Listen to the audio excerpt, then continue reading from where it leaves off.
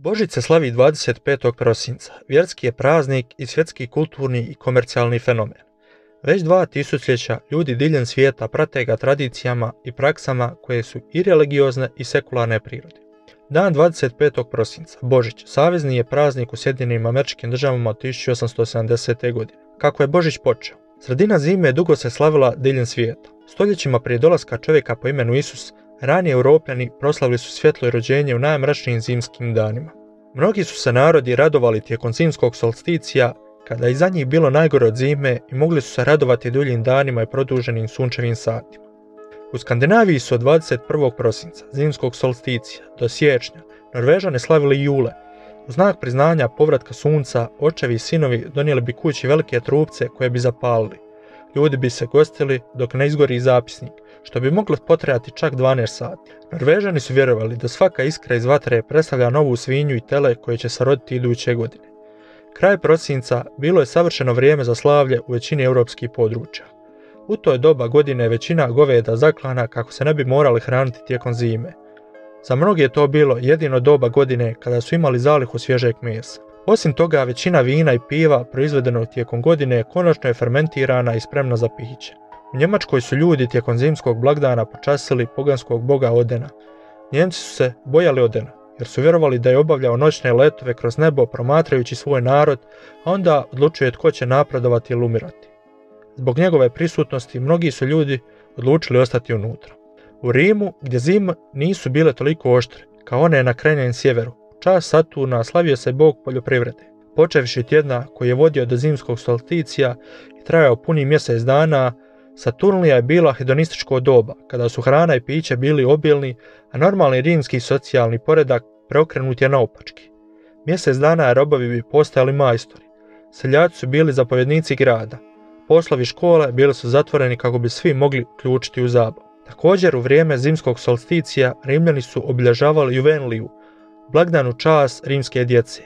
Osim toga, članovi viših razreda često su 25. prosinca slavili rođendan Mithre, boga neosvojivog sunca.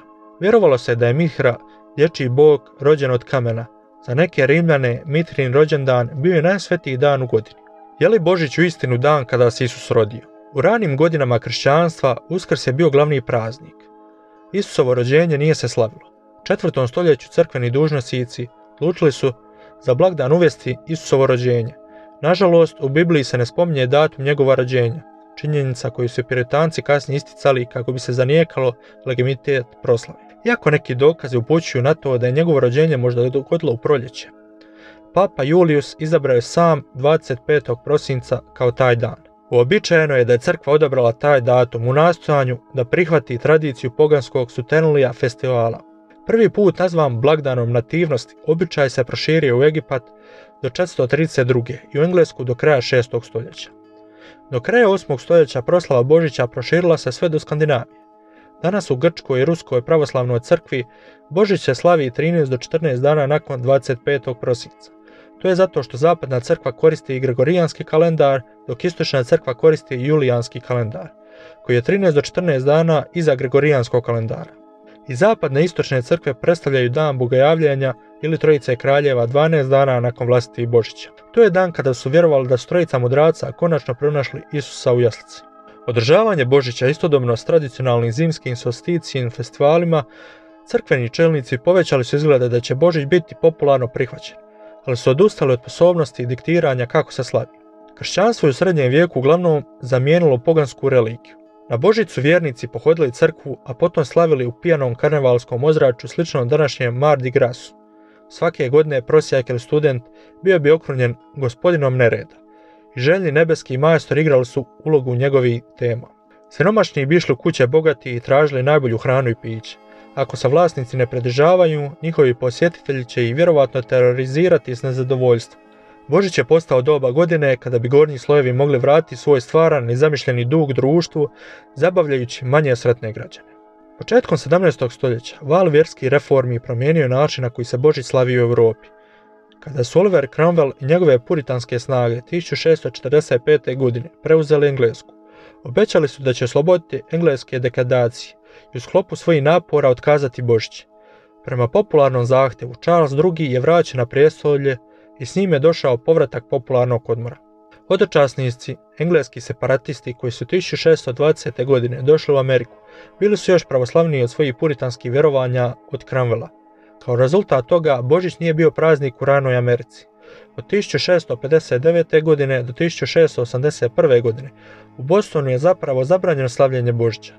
Svatko tko izlaže božićni duh kažnjen je s 5 šilinga. Nasuprot tome, u naselju Jamestown satnik John Smith izvijestio je kako je Božić uživao kod sviju i prošao je bez izgreda. Nakon Američke revolucije, engleski običaji nisu bili u korištenju, uključujući Božić. Zapravo, Božić nije proglašen saveznim praznikom do 26. lipnja 1870. Tek u 19. stoljeću Amerikanci su počeli prihvaćati Božić. Amerikanci su ponovno izmislili Božić i promijenili ga od raskošnog karnevalskog praznika u obiteljski dan mira i nostalgije. A što je sa 1800-tim koji su privukli američke zanimanje za praznike? Rano 19. stoljeće bilo je razdoblje klasnog sukoba i previranja. Tijekom tog razdoblja nezaposlenost je bila visoka, a neredi bande često su se događali tijekom božićne sezone. Gradsko vijeće New Yorka utemeljilo je 1828. godine prve policijske snage u gradu reagirajući na božićne nemire. To je kataliziralo neke članove viših razreda da počnu mijenjati način na koji se Božić slavi u Americi. Godine 1819. najprodavaniji autor Washington Irving napisao je knjigu Jeffrey Cranon i Gent, seriju priča o proslavi Božića u jednoj engleskoj kući. U skečevima je lik koji je pozvao seljake u svoj dom za blagdan. Za razliku od problema s kojim se sučeljava američko društvo, dvije skupine nesmetano su se miješale. Prema Irvingovom mišljenju, Božić bi trebao biti miran i srdačan praznik koji okuplja skupine u skladu s bogatstvom i socijalnim statusom. Irvingovi fiktivni celebranti uživali su u drevnim običajima, uključujući krunu gospodina nereda. Irvingova knjiga, međutim, nije temeljena na bilo kakvoj blagdanskoj proslavi koje je zapravo prisustvovao. Mnogi povjesničari kažu da Irvingov račun zapravo izmislio tradiciju, navješćujući da je opisuje prave običaje sezone. Također u ovo doba engleski autor Charles Dickens napravio klasičnu blagdansku priču. Poruka priče, važnost dobrotvorne i dobre volje prema svim ljudima, pogodila je snažan akord u SAD-u i Engleskoj i pokazala članovima viktorijanskog društva značaja blagdana. Obitelj je također sve manje disciplinirana i osjetljiva na emocionalne potrebe djece početkom 1800. Božić je pružio obiteljima dan kada su mogli odati pažnju i darove svojoj djeci, a da ih nisu pokvarili. Dok su Amerikanci počeli prihvaćati Božić kao savršeni obiteljski praznik, iskopani su stari običaji. Ljudi su pogledali prema nedavnim imigrantima i katoličkim biskupskim crkvama kako bi vidjeli kako bi se taj dan trebao slaviti. U idućih 100 godina Amerikanci su sagradili svoju božićnu tradiciju koja je uključivala dijelove mnogih drugih običaja, uključujući ukrašavanje drveća, slanje blagdanskih kartica i darivanje poklona. Iako je većina obitelji brzo shvatila da slavi Božić kako se to stoljećima radi, Amerikanci su se zaista ponovo izmislili taj praznik kako bi ispunili kulturne potrebe rastuće nacije. Legenda o Djedu Mrazu može se pratiti unatrag do redovnika Svetog Nikole koji je rođen u Turskoj oko 280. godine. Sveti Nikola odao je sve svoje nasljeđeno bogatstvo i putovao krajolikom pomažujući siromašnim i bolesnim, postajući poznat kao zaštitnik djece i mornara. St. Nikolas prvi put je ušao u američku narodnu kulturu krajem 18. stoljeća u New Yorku kada se nizozemske obitelji okupila u čast godišnjice smrti Svetog Nikolasa. Djed Mraz izvlači svoje ime iz ove kratice.